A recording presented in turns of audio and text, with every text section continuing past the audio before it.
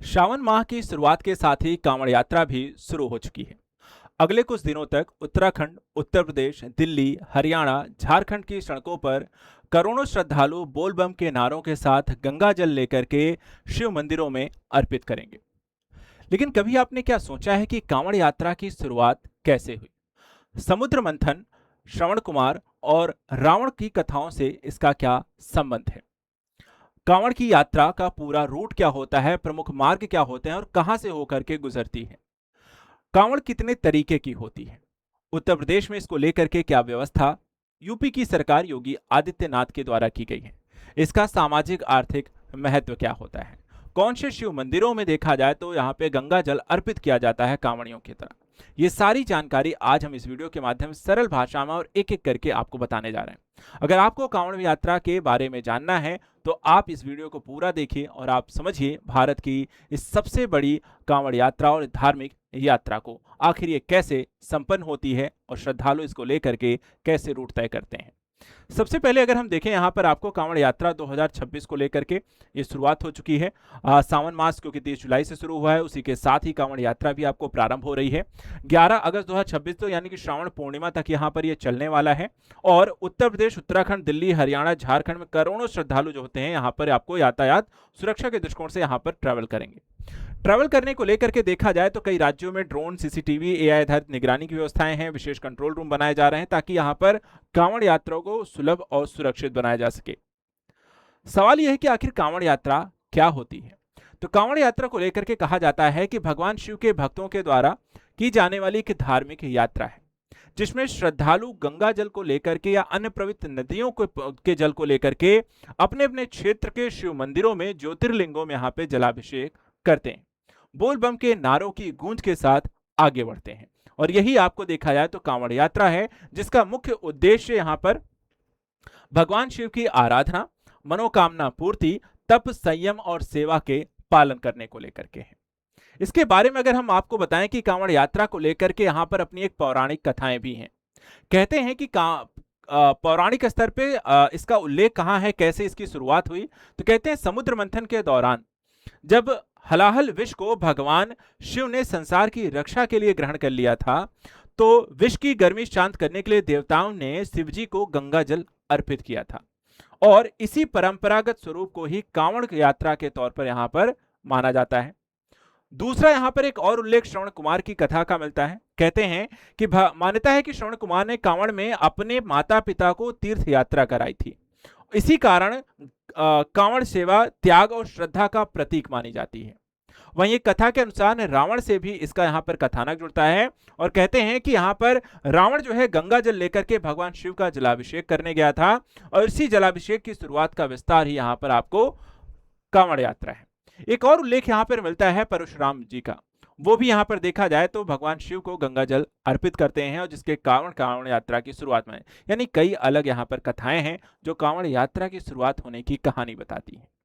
इसके आगे अगर हम देखें तो एक रूट है जो तय करता है कि ये कांवड़ यात्रा कहां से होकर के गुजरती है। गंगोत्री जहां से आप देखते हैं गौमुख गंगोत्री से होते हुए आपको गंगा जल लेते हैं। गंगा जल लेकर के आप देखा जाए तो आप अलग अलग जगहों पर जैसे कि उत्तराखंड में आप या फिर हरिद्वार है जहाँ पे आप जाकर के अपना जलाभिषेक कर सकते हैं। उसके आगे अगर गंगा जल लेकर के जहाँ भी गंगा है, ठीक है, तो वहां पर आप लोग काफी सारे लोग जो हैं गंगा जल लेते हैं और अपने आसपास के मंदिरों में यहाँ पर देखा जाए तो जलाभिषेक करते हैं। इसमें आपको कई प्रमुख शहर शामिल हैं जैसे कि हरिद्वार है, मेरठ है, गाजियाबाद है, बाराबंकी है, अयोध्या है, वाराणसी है। इसके आगे अगर हम देखें तो यहाँ पर आपका देवघर है जहाँ पर कांवड़िए जो होते हैं आपको जल अर्पित करते हैं। कई जगह पे देखा जाए तो जैसे कि अयोध्या में है, सरयू नदी का पानी भी लेकर के शिवालयों में देखा जाए तो गंगा जल अर्पित किया जाता है और काफी जगहों पे हम गंगा जल को लेकर के ही यहाँ पर आपको अर्पित करने की स्थिति, पानी को यहाँ पर जलाभिषेक करते हैं। सवाल यह भी कि कौन से प्रमुख शिव मंदिरों में सावन मास में अगर हम देखें तो आपको जलाभिषेक को लेकर के कार्य होता है। वैसे तो किसी भी शिव मंदिर में लोग जाते हैं जलाभिषेक करने को लेकर के, लेकिन यहाँ पर अगर हम देखें तो कई सारे मंदिर जो होते हैं काफी चर्चा का विषय रहते हैं वैश्व स्तर पर भी, भारत के स्तर पर भी। जैसे कि उत्तराखंड में केदारनाथ है, हर की पौड़ी के निकट का शिव मंदिर है। उत्तर प्रदेश में हम देखें तो काशी विश्वनाथ है, मेरठ में सिद्धनाथ मंदिर है जो कि यूपी में ही है, बागपत का जो यूपी का मंदिर है पुरा महादेव का है, झारखंड की बात करें तो बाबा बैद्यनाथ ज्योतिर्लिंग देवघर का है जो बहुत ही फेमस है, बहुत सारे लोग यहाँ पर जाते हैं जल चढ़ाने को लेकर के। मध्य प्रदेश में महाकालेश्वर है, गुजरात में सोमनाथ है, मध्य प्रदेश में ओमकारेश्वर है, महाराष्ट्र में त्र्यंबकेश्वर है, जहां पे आपको 12 प्रमुख ज्योतिर्लिंगों में जल चढ़ाने की परंपरा को ज्यादा यहां पर मान्यता प्राप्त है। इसके अलावा अगर हम देखें तो सोमनाथ हैं जो गुजरात में हैं, उनको भी यहाँ पर जल चढ़ाया जाता है और ये भारत के कुछ प्रमुख आपको शिव मंदिर हैं। योगी सरकार के द्वारा कांवड़ यात्रा को लेकर के देखा जाए तो काफी कुछ यहाँ पे सहूलियत और व्यवस्थाएं की जा रही हैं। इसमें अगर हम देखें जो प्रमुख निर्देश दिए गए हैं कि पहला कि कांवड़ मार्गों की मरम्मत एवं गड्ढा मुक्त करना, इसके अलावा मार्गों पर 24/7 बिजली और पेयजल की व्यवस्था जिन भी मार्गों से कांवड़िए जा रहे हैं। इसके अलावा सभी मार्गों के यहाँ पे सीसीटीवी कैमरे और ड्रोन से यहाँ पे निगरानी करना, संवेदनशील क्षेत्रों में यहां पर अतिरिक्त पुलिस बल की तैनाती करना, एम्बुलेंस और मेडिकल कैंप की सुविधाओं को यहां पर सृजित करना, स्वच्छता अभियान और नियमित यहां पे कचरे का निष्पादन करना, कांवड़ मार्गों पर मांस एवं मदिरा शराब बिक्री के स्थानीय नियमों को यहां पर अनुसार यहां पर नियंत्रित करना, भारी वाहनों का डायवर्जन करना, साथ ही यहाँ पे कंट्रोल रूम से और हेल्पलाइन से लगातार यहाँ पर मदद करना। ये सारी सुविधाएं यहाँ पर आपको यूपी सरकार के द्वारा कांवड़ियों को दी जाएगी जो कि आपको इस यात्रा को में शामिल रहेंगे। सवाल ये ही कांवड़ कितने प्रकार की होती है, तो कांवड़ देखिए यहाँ पर पहला है सामान्य कांवड़। सामान्य कांवड़ में क्या होता है कि आराम से पैदल यात्रा होती है और बीच बीच में आप विश्राम कर सकते हैं। दूसरा यहाँ पर है डाक कांवड़ जो कि बिना रुके दौड़ते हुए जल पहुंचाया जाता है और सबसे तेज प्रकार की यहाँ पर यह कांवड़ यात्रा होती है।